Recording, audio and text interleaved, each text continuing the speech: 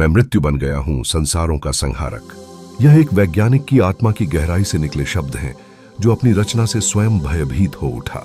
आज हम बात करेंगे एक ऐसे शख्स की जिसने विज्ञान की दुनिया को झकझोर कर रख दिया।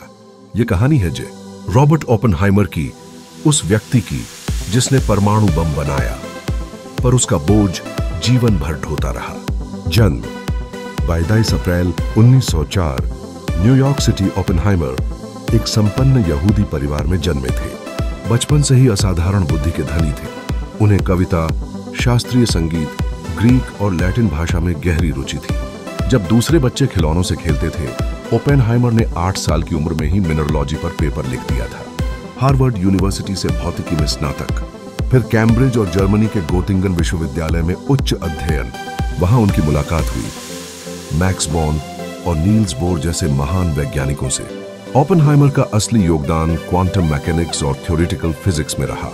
उन्होंने positron, black hole, quantum electrodynamics जैसी थ्योरी पर काम किया। लेकिन उन्हें असली पहचान मिली तब जब 1942 में उन्हें अमेरिका के मैनहट्टन प्रोजेक्ट का डायरेक्टर बनाया गया। द्वितीय विश्व युद्ध के दौरान अमेरिका को यह डर था कि जर्मनी पहले परमाणु बम बना लेगा। ओपेनहाइमर को वैज्ञानिकों की एक टीम के साथ न्यू मैक्सिको के लॉस एलामोस में भेजा गया। वहीं शुरू हुआ इतिहास का सबसे बड़ा और खतरनाक वैज्ञानिक प्रयोग। 16 जुलाई 1945 दुनिया का पहला परमाणु परीक्षण हुआ, जिसका नाम था ट्रिनिटी टेस्ट। जब धमाका हुआ, ओपेनहाइमर की आंखों में चमक थी, पर मन में डर भी।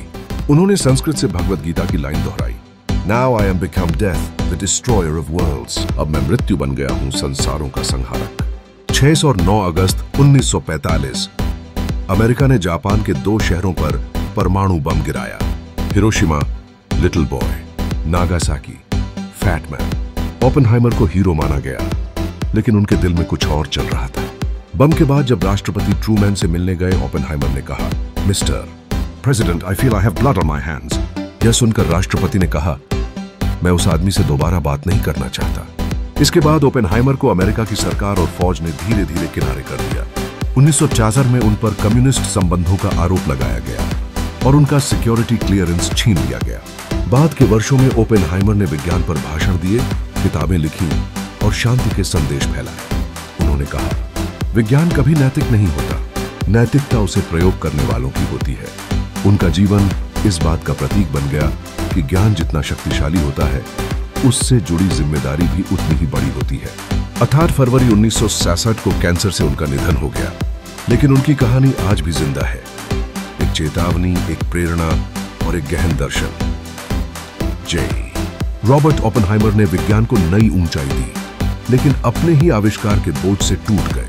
उनकी कहानी हमें यह सिखाती है कि बुद्धिमत्ता के साथ करुणा जरूरी है, ज्ञान के साथ विवेक जरूरी है। अगर आपको ये प्रेरणादायक कहानी पसंद आई हो तो वीडियो को लाइक करें, कमेंट करके अपनी राय बताएं और चैनल को सब्सक्राइब करना न भूलें, ताकि हम आपके लिए रोज ऐसी ही गहरी और जबरदस्त कहानियां लाते रहें। धन्यवाद।